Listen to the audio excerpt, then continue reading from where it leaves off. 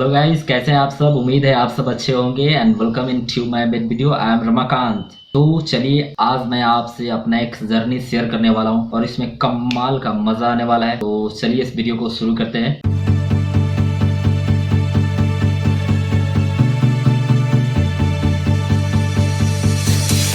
As I wake up every morning, I wish तो scene कुछ ऐसा है कि अभी गाड़ी में एक से ज़्यादा पर्सन आगे आप नहीं बैठ सकते, एक ड्राइवर और एक कोई सवारी, इसलिए हम लोगों को पीछे बैठना पड़ गया।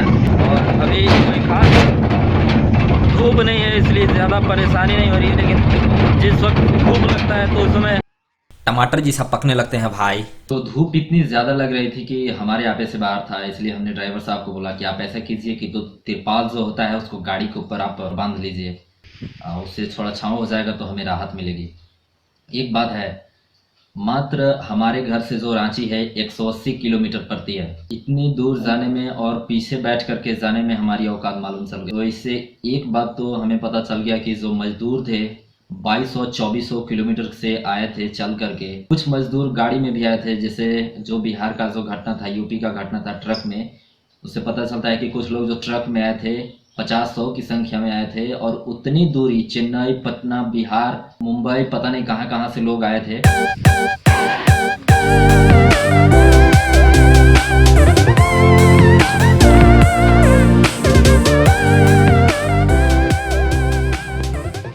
तो जो है अब स्टोरी हम शुरू करते हैं कि आखिरकार इतना लंबा जर्नी क्यों।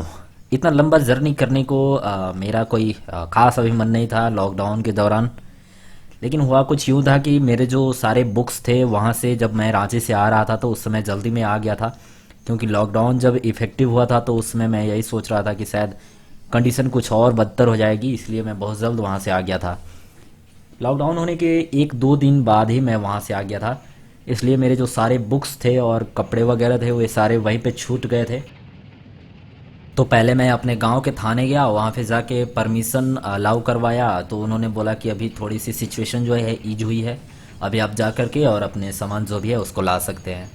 तो उनसे मैंने परमिशन जो है उसको बनवा ली और इसके बाद हम निकल गए। अब तक हम 1.5 या 2 घंटा सफ़र कर चुके हैं, लेकिन मुझे मालूम भी नहीं चल रहा है कि हमने इतनी दूरी तय कर ली, क्योंकि जो हम बैठ के जो सीनरी देख रहे हैं ये सबसे ज़्यादा खूबसूरत लग रही है और इसी को हम देखते जा रहे हैं।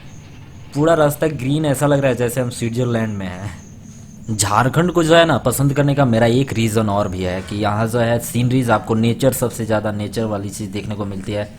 और यहाँ नेचुरल जो भी रिसोर्सेज है झारखंड में सबसे ज़्यादा है पूरे भारत में। जैसे आप कोयला लेकर के चले, बॉक्साइट लेकर के चले, आयरन ऑक्साइड लेकर के चले, ये सारी चीज़ें झारखंड में बहुत ज़्यादा है। यहाँ बहुत ज़्यादा सारे स्टेट में यहाँ से जो है चीज़ें एक्सपोर्ट होती है। लेकिन फिर भी एक यहाँ का बैकवर्ड है कि झारखंड अभी भी बहुत ज़्यादा पिछड़ा स्टेट है। पता नहीं क्यों, ऐसा क्यों है, सिचुएशन किस तरह से हैंडल की जाती है, फिर भी इतनी ज़्यादा नेचुरल रिसोर्सेज होने के बाद भी हम पीछे हैं। ऐसा ज़्यादातर नहीं होता है। जिस जिस कंट्री में भी नेचुरल रिसोर्सेज ज़्यादा रहे हैं वो डेवलप्ड रहा है, लेकिन हमारा झारखंड स्टेट नेचुरल रिसोर्सेज में सबसे आगे होते हुए भी पीछे है। ये हमारा बैकवर्डनेस है। हाँ, हम मानते हैं कि पिछड़े हैं, पर इतना भी पिछड़े नहीं है। जैसे अभी आप धनबाद मान लें, बोकारो, या फिर जो जमशेदपुर टाटा स्टील जो पावर प्लांट है, ये सारी जो भी कुछ सिटीज़ रहे हैं ये बहुत ज़्यादा डेवलप्ड के कतार में खड़े हैं। इन दिनों हम जो सफ़र किए थे अपना जमशेदपुर का, बोकारो का, कुछ सिटीज़ है यहाँ हम घूमने गए थे, हम वहाँ हमने पाया था कि बहुत सारी जो सिटीज़ हैं वो प्री प्लान्ड एक तरीके से जो बनाया जाता है उस तरीके से सिटीज़ हैं और बहुत ज़्यादा डेवलप्ड भी हैं। वहाँ की जो सिचुएशन है, जो ह्यूमन इंडेक्स है, वो भी मैंने देखा कि काफ़ी ऊंचा है। लोग वहाँ एजुकेशन की जो सिस्टम्स हैं वो भी काफ़ी हद तक अच्छी है। हालांकि जो गवर्नमेंट स्कूल का, ये तो हर एक स्टेट का रहा है कि जो गवर्नमेंट स्कूल है उसका सिचुएशन ख़राब रहा है। अभी जो है दिल्ली का एकमात्र ऐसा दिल्ली जो क्षेत्र है जहाँ पे गवर्नमेंट स्कूल की जो सिचुएशन है वो थोड़ी अच्छी रही है। नहीं तो इसके अलावा पूरे इंडिया में आप कहीं भी देख ले, गवर्नमेंट स्कूल की हालत तो इतनी ख़राब है जिसकी कल्पना नहीं की जा सकती है, आप इमेजिन नहीं कर सकते हैं। सारी जो भी व्यवस्थाएं होती है एकदम चौपट पड़ी हुई है। और टीचर्स तो जूते मारने वाले, आप इमेजिन ना करो। टीचर्स को मैं जूते मारने वाले इसलिए बोल रहा हूँ क्योंकि वे सारी चीज़ें जानते हैं, वे अच्छी चीज़ें पढ़ा सकते हैं। अगर उन टीचर्स को आप प्राइवेट स्कूल में ले जाके डाल दो, वे ही अच्छा पढ़ाने लगेंगे। लेकिन गवर्नमेंट स्कूल में वे ही बैठे रहते हैं, अच्छे क्वालिटी की जो एजुकेशन होती है उसको प्रोवाइड नहीं करते हैं। खैर चलिए, बुराइयाँ तो इतनी ज़्यादा है जिसकी बात करते करते पूरी वीडियो समाप्त हो जाएगी, फिर भी ये चीज़ें ख़त्म नहीं होगी। हम कुछ अच्छाइयों की बात कर लेते हैं। मैं अभी झारखंड में हूँ, तो मैं आपको कुछ हॉट प्लेसेस बता देता हूँ यहाँ की, जो आपको शायद अगर आप कभी भी यहाँ विजिट करें तो आपको घूमने में या फिर किसी चीज़ को विजिट करने के बाद देखने में आपको मज़े आ जाएं। तो इनमें से कुछ चीज़ें हैं, वे आप होंड्रू फॉल, जोना फॉल जा सकते हैं, या फिर आप पतरातू घाटी वहाँ घूम सकते हैं।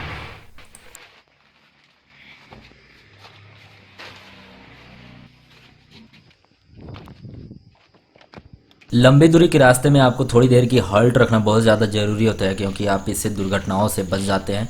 अगर आपको थोड़ी नींद वगैरह आती है तो थोड़ी पानी वगैरह सब आँखों पे आप मार लेते हैं, तो उससे थोड़ा फ्रेशनेस आ जाता है। अब इसी बंदे को देख लीजिए, कितना अच्छा नींद से सो रहे हैं जनाब। 5 minutes later.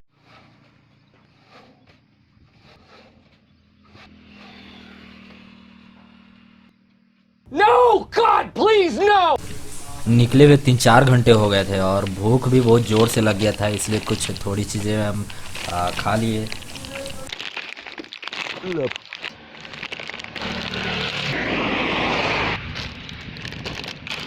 इसका टेस्ट बिल्कुल बकवास है, लेकिन क्या करें, खाना ही पड़ेगा अभी। तो फाइनली फिर से हम लोग अपने डेस्टिनेशन की ओर निकल चुके हैं यहाँ से।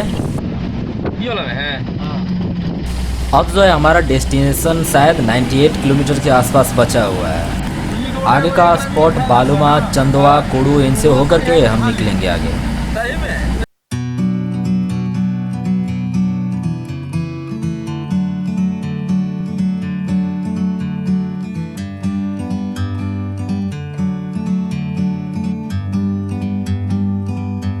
Like a bird on a tree, I'm just sitting here. I got time, it's clear to see. From up here, the world seems small. We can sit together. It's so beautiful, you and me. We meant to be in the great outdoors.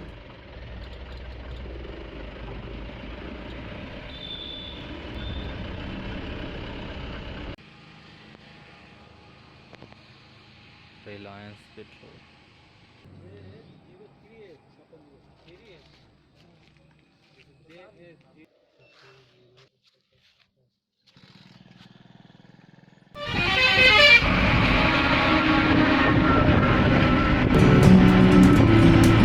Forever free.